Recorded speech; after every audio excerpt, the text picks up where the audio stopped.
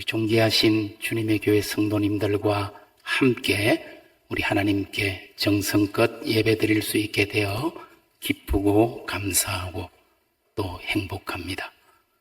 먼저 유명한 그림 하나를 한번 보시겠습니다.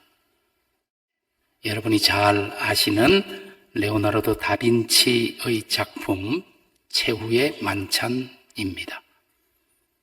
12제자 예수님이 가운데 계시고 보시는 것처럼 오른쪽으로 6명, 왼쪽으로 6명, 12명의 모습을 보면 도대체 이게 무슨 말이야? 나는 아니죠?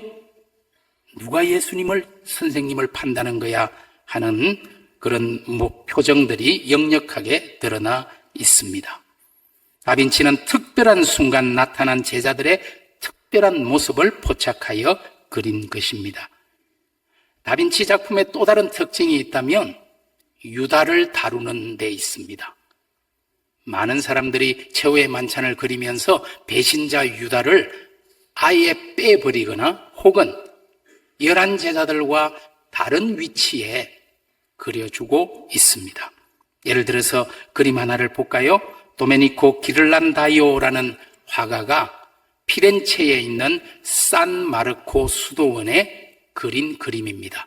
이 최후의 만찬은 다빈치보다 먼저 그려진 그림이고, 이 그림을 그린 기를란다이오는 미켈란젤로의 스승으로도 유명한 인물입니다. 그런데 그림을 보시면 예수님과 11제자들은 나란히 앉아 있지만 유다만 반대편에 등을 보이고 앉아 있습니다.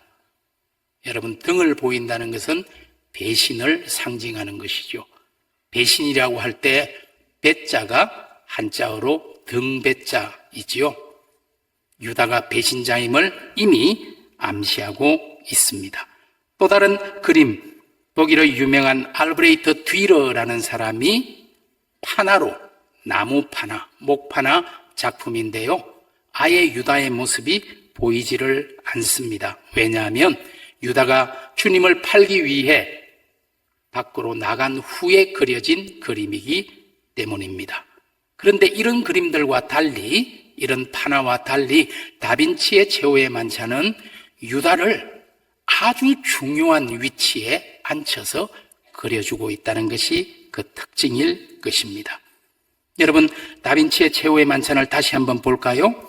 예수님 바로 오른편에 앉아있는 세 사람, 이 세 사람이 요한, 베드로, 유다입니다. 아주 중요한 위치에 이 세 사람이 있죠. 사도 요한은 예수님의 12제자 가운데 가장 나이가 어린 친구였습니다. 그래서 늘 주님의 사랑을 많이 받았고, 오늘 우리가 읽은 요한복음을 기록한 사람이고, 이 사람의 별명이 예수 품 안의 제자다. 어렸기 때문에 늘 주님 품에 안겨있는 모습으로 많이 그려지고 있습니다. 그런데 베드로가 요한의 귓가에다가 뭔가 말하는 듯이 그려져 있죠. 도대체 예수님이 우리 중에 누가 주님을 판다고 말한 거야? 한번 물어봐, 여쭤봐라고 말하는 것만 같이 그려져 있습니다. 그런데 베드로의 오른손을 보시면 칼이 들려져 있는 것을 볼 수 있어요. 이 그림에서 아마 잘 보이지는 않지요? 아마 나중에 이 칼이 말고의 귀를 자르는데 사용되었겠지요. 우리 유다의 손을 보면은 돈주머니를 움켜쥐고 있는 모습이 얼핏 보일 것입니다. 유다가 재정을 맡고 있는 사람이었지요. 사실 이 그림을 조금 더 확대하면은 유다 바로 앞에 있는 소금통이 쓰러져서 소금이 흘러나온 것을 볼 수 있습니다. 여러분, 소금은 맹세의 상징이죠. 소금통이 넘어져서 소금이 쏟아졌다는 것은 유다가 맹세를 저버릴 배신자임을 보여주는 거죠. 그리고 다빈치는 12제자를 그리면서 이 유다만 얼굴을 조금 더 검게 그렸습니다. 이 사람이 배신자라는 것을 상징적으로 말해주고 싶었던 것이죠. 그런데 예수님의 오른편에 이 사도 요한과 베드로와 유다가 자리하고 있다는 것은 이들이 주님의 사역에서 대단히 중요한 역할을 했다라는 것을 말해주고 있는 것입니다. 오늘 저는 유다와 베드로의 초점을 맞추어서 잠시 말씀을 함께 나누려고 하는 것입니다. 여러분, 유다 하면은 스승인 예수님을 판 아주 배신자요 죽일 놈으로 낙인이 찍혀 있지만 아마 유다에게도 자기 나름의 고민과 아픔이 있었을 것입니다. 여러분, 영어 성경을 보면 유다의 이름을 유다 이스케리옷이라고 표현하고 있죠. 이스케리옷이라는 것은 사실 이쉬는 히브리어로 남자라는 뜻이죠. 케리옷은 지명을 말합니다. 케리옷 출신의 남자 유다, 이것이 바로 유다 이스케리옷입니다. 그런데 우리 한글 성경에서는 가룟 유다라고 표현했습니다. 이 가룟이라는 것이 케리옷을 한글로 그렇게 표현한 것입니다. 가룟 유다, 유다는 케리옷 출신 사람인데 성경학자들은 구약 성경 여호수아 15장 25절에 나오는 지명 그리옷 헤스론이라는 이 지명이 과거 케리옷이었을 것이라 이렇게 추정하고 있습니다. 그 도시는 남쪽 헤브론이라는 큰 도시 바로 밑에 있는 도시입니다. 다시 말해 유다는 남쪽 유대 출신, 도시 출신이었습니다. 하지만 다른 11제자들은 모두 북쪽 갈릴리 촌놈들입니다. 아마 유다만 좀 더 공부를 더 많이 했을 것이고 교육도 받았을 것이고 지금 아이돌처럼 얼굴도 멋지게 생겼을지도 모릅니다. 그래서 유다는 똑똑했기 때문에 우리 제자들 가운데 재정을 맡을 수 있었습니다. 처음에 아마 유다는 예수님의 가르침, 예수님이 보여주시는 그 이적을 보고 이야, 이분이야말로 정말 우리 민족을, 이스라엘을 로마의 압제로부터 구원해 주실 메시아겠구나. 민중들의 아픔과 상처를 싸매어 낫게 해 주실 구원자이겠구나 생각했을 것입니다.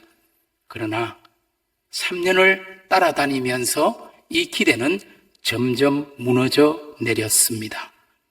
유다의 눈으로 볼 때 예수는 민족의 해방이나 독립에는 아무 관심이 없는 것처럼 보였습니다. 오히려 사랑이니 순종이니 겸손이니 하는 나약한 것들만 가르치고 있었습니다. 어느 날은 한 여자가 300데나리온이나 되는 어마어마한 향유를 가지고 자기의 발을 씻겨주는데도 그것을 제지하거나 만류하지도 않고 오히려 즐기는 듯한 그런 모습을 보이는 것을 목격하고는 이 사람에게는 아무 희망이 없겠구나. 이런 사람이라면 단돈 30냥의 가치도 없겠다 생각했을지 모르겠습니다. 그리하여 결국 그는 은 30에 스승인 예수를 파는 결단을 하게 됩니다. 유다는 더 이상 예수가 고통받는 가난한 민중의 친구가 아니라고 생각했습니다. 그리고 그 스승을 팔기로 결단했지요. 다른 그림 하나를 보겠습니다. 우리 르네상스 회화의 아버지라고 불리는 조또라는 사람이 그린 유다의 키스라는 유명한 그림이지요. 유다가 겟세마네 동산에 있는 예수와 제자들을 향해서 군대를 데리고 와서 누가 예수인지를 알려주기 위해서 예수님께 다가가서 사랑의 키스가 아닌 배신의 키스를 하고 있는 장면을 보실 수 있죠. 그런데 그 그림 여러분들이 보실 때 오른편 보시면 베드로가 아마도 아까 가지고 있던 그 칼로 말고의 귀를 자르고 있는 장면이 보이시리라 생각합니다. 실제 일부 성서학자들은 이 유다 이스케리옷을 유다 시카라이라는 뜻으로 해석하고 있습니다. 시카라이라는 것은 칼을 가진, 단검을 가진 사람 이런 뜻입니다. 여러분, 예수님의 12제자 중에 열심당원 시몬이라는 사람 아시죠? 이 열심당원 칠롯당들이 바로 시카라이, 당금을 가지고 다니면서 로마의 압제에 저항하는 민족을 해방하기 위해 나섰던, 오늘날 우리 역사로 비유하자면 마치 일본 제국주의에 대항했던 독립투사와 같은 그런 사람들입니다. 어떤 분들은 베드로도 아마 열심당원이었을지 모른다. 시몬만 아니라 유다도, 베드로도. 왜냐하면 베드로가 계속해서 당금을 가지고 있었던 것이 시카라이의 상징처럼 보인다라고 해석하기도 합니다. 유다가 단지 돈 때문에 예수를 판 것이 아니라 민족을 위해서 예수의 무력함을 깨닫고 그를 팔아 넘기는 것이 오히려 이스라엘의 해방을 위해 도움이 되겠다 생각하고 그랬을지도 모르겠습니다.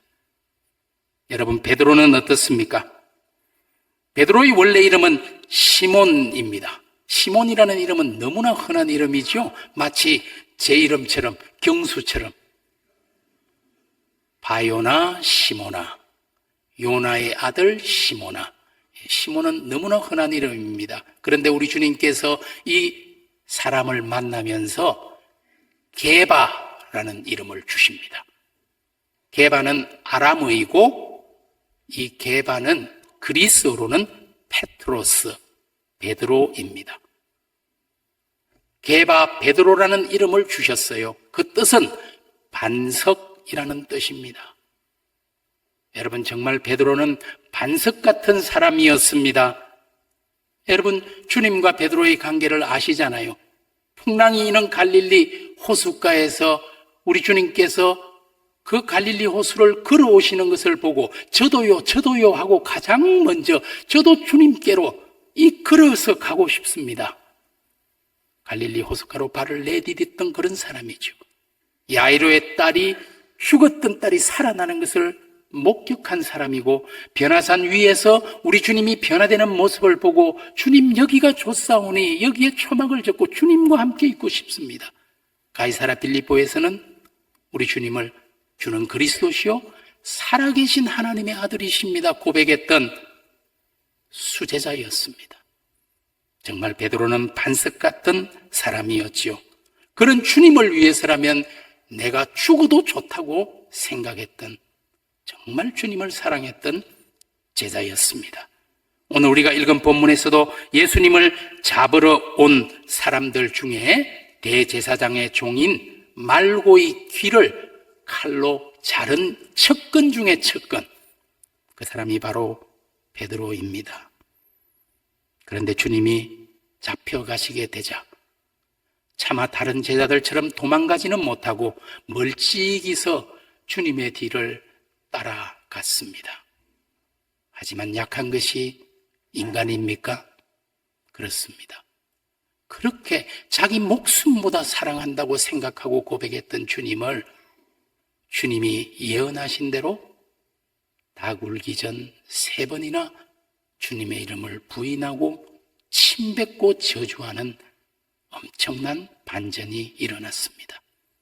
여러분, 누가복음의 기사에 따르면은 베드로가 3번째 주님을 부인했을 그때에 앞서 잡혀가시던 주님께서 뒤를 돌아보셨고 베드로와 눈이 마주쳤을 때 3번째 닭 우는 소리가 들렸다라고 누가는 알려주고 있습니다. 우스갯소리가 있는데 그 이후로 베드로가 닭고기 알레르기에 걸려서 닭고기를 전혀 먹지 못했다. 여러분, 지금도 유럽의 교회당 제일 꼭대기에는 닭 모양의 풍향계가 있지요. 그것도 바로 이 사건과 연결되어 있는 것입니다. 오늘 우리가 본 본문의 주인공 유다와 베드로, 이 두 사람은 어떻게 보면 공통점이 참 많은 사람들입니다. 두 사람 모두 주님께 인정받는 척근이었고 주님의 제자였습니다. 베드로는 명실공히 주님의 수제자이고 유다는 재정을 담당할 만큼 신임이 두터웠던 인물입니다. 오늘날로 말하자면 아마 선임 장로님과 재정부장 정도 되지 않았을까 싶습니다. 두 사람 모두 실패한 사람입니다. 유다는 스승을 팔았고 베드로는 스승을 저주하며 부인했습니다. 이처럼 유다와 베드로는 매우 비슷한 사람들이지만 이 두 사람 사이에 결정적인 차이가 있었습니다. 유다는 망하고 말았고 베드로는 회복되었다는 사실입니다. 두 사람은 같이 넘어졌지만 유다는 영원히 넘어지고 말았고 베드로는 다시 일어섰다는 차이점이 있습니다. 무엇이 이런 차이를 만든 것일까요? 저는 이 차이가 무엇일지 곰곰이 생각했습니다. 왜냐하면 저 자신도 어쩌면 여러분도 너무나 자주 그것도 넘넘하게 넘어지고 실패하는 사람들이기 때문입니다. 유다와 베드로의 실패 이야기는 바로 저와 여러분의 이야기일지도 모릅니다. 그러면 어떻게 해야 우리가 실패의 자리에서 다시 일어서서 회복될 수 있을까요? 저는 유다와 베드로의 차이를 살펴봄으로써 우리가 실패의 자리에서 회복의 자리로 나갈 수 있게 되기를 원합니다. 먼저 저는 유다는 결과를 후회했지만 베드로는 동기를 회개했다고 말씀드리고 싶습니다. 유다도 스승을 판 후에 가만히 자기 행동을 되돌아보았을 것입니다. 그리고 양심의 가책을 받고 은 30냥을 다시 돌려주었습니다. 그리고 자기 행동을 후회했습니다. 잘못된 결과를 후회했고 그 결과를 초래한 자기 행동 때문에 마음이 아팠습니다. 그러나 베드로는 어떻습니까? 그토록 사랑했던 주님을 자신이 저주하게 된 그 내면의 동기를 회개했습니다. 단순히 주님을 부인했다는 것이 문제가 아니라 그 이면에 숨어있는 자신의 추악한 이기심과 위선 때문에 통곡하였습니다. 이것이 바로 유다와 베드로의 차이였습니다. 우리 그리스도인들은 결과보다 동기를 중요시하는 사람들입니다. 우리가 넘어지고 실패했을 때 단순히 그 실패의 결과를 후회하기보다는 그 이면에 있는 자기의 잘못된 동기 때문에 더 아파하는 사람이 바로 우리 그리스도인입니다. 잘못된 결과 자체보다 그 결과를 초래하게 된 나의 욕심과 위선과 재성 때문에 통곡하게 되는 것, 이것이 진정한 회개입니다. 후회는 멸망으로 끝나고 말았지만 회개는 회복을 가져다 주었습니다. 또한 저는 유다는 자신을 용서하지 못했지만 베드로는 자신을 용서했다 말씀드립니다. 아까 우리 사회를 보는 목사님이 나를 향해서 하나님 나를 사랑하십니다 다독이라 그래서 참 좋았습니다. 후회는 좌절과 절망을 낳을 뿐이지만 회개는 새로운 소망을 낳는 법입니다. 유다의 근본적인 잘못은 자신을 용서하지 못한 것입니다. 스승을 팔다니 내가 이 정도밖에 안 되는 사람이었던가 좌절과 절망밖에 없었습니다. 결국 유다는 자기 스스로 목숨을 끊는 안타까운 끝맺음으로 망하고 말았습니다. 그러나 베드로는 자신의 아픈 실패를 위로하시고 용서하시는 주님의 음성에 귀를 기울였습니다. 여러분 누가복음의 22장 32절에 베드로야 너는 돌이킨 후에 내 형제를 굳게 하라. 요한복음 21장에 부활하신 주님이 베드로를 찾아오셔서 3번 부인한 베드로에게 내가 나를 사랑하느냐 3번 물어보시면서 3번 다시 주님 제가 주님 사랑합니다 고백하게 하시고 내 양을 먹이라 내 양을 치라 내 양을 먹이라 새로운 사명을 주셨을 때 사실 베드로 자신도 자신을 용서하기 어려웠지만 용서하시는 주님의 음성이 있었기에 자신을 용서하고 주님 주시는 새로운 사명을 붙들고 일어설 수 있었습니다. 결국 그는 주님의 위대한 사도, 이름 그대로 견고한 반석이 되었습니다. 자기 스스로가 너무 미울 때가 있습니다. 하나님 앞에서 자꾸만 넘어지고 실패하는 모습을 보면서, 반복적으로 넘어지는 자신을 보면서 정말 내가 하나님 안에 있다는 것이 이 모양밖에 되지 못했나 자책할 때가 있습니다. 그래도 용서하시는 하나님의 사랑을 생각할 때면 죄송해서 눈물만 나옵니다. 기도하게 됩니다. 하나님, 저를 일으켜 주옵소서. 오늘 주님이 내미는 그 손길을 붙들고 일어설 수 있는, 실상 나 자신이 믿기까지 하지만 우리 주님의 사랑하는 그 손을 붙들 수 있기를 바랍니다. 다윗처럼, 돌아온 탕자처럼, 베드로처럼 철저히 회개한 후에 실패한 자신을 용서하고 다시 일어섭시다. 왜냐하면 주님의 용서하시는 음성이 있기 때문입니다. 마지막으로 이 두 사람의 차이점, 유다는 경기장 바깥에 넘어졌지만 베드로는 경기장 안에 넘어졌습니다. 여러분, 인생의 경주를 하다가 넘어지는 것은 다반사일 것입니다. 우리가 신앙생활 하면서도 너무 자주 넘어지게 됩니다.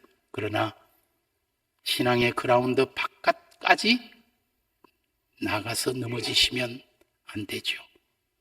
비행기를 타고 가다가 보면은 어떻습니까?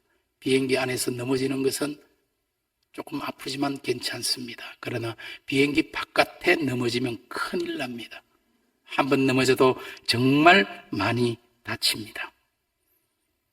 어떤 경우라도 우리는, 저와 여러분은 하나님의 품, 예수 그리스도의 손, 성령의 능력 안에 머물러 있어야 합니다. 베드로는 그 아픈 실패 속에서도 신앙 안에 있었습니다. 주님의 음성을 들었습니다. 주님의 사명을 붙들었습니다. 하지만 유다는 불행히도 신앙 바깥으로 나가고 말았습니다. 그 차이가 한 사람은 생명으로, 다른 한 사람은 죽음으로 이끌었습니다. 사랑하는 주님의 교회 성도 여러분, 무슨 일이 있든지 주님 안에, 신앙 안에, 참된 교회 안에 머물러 있기를 축복합니다.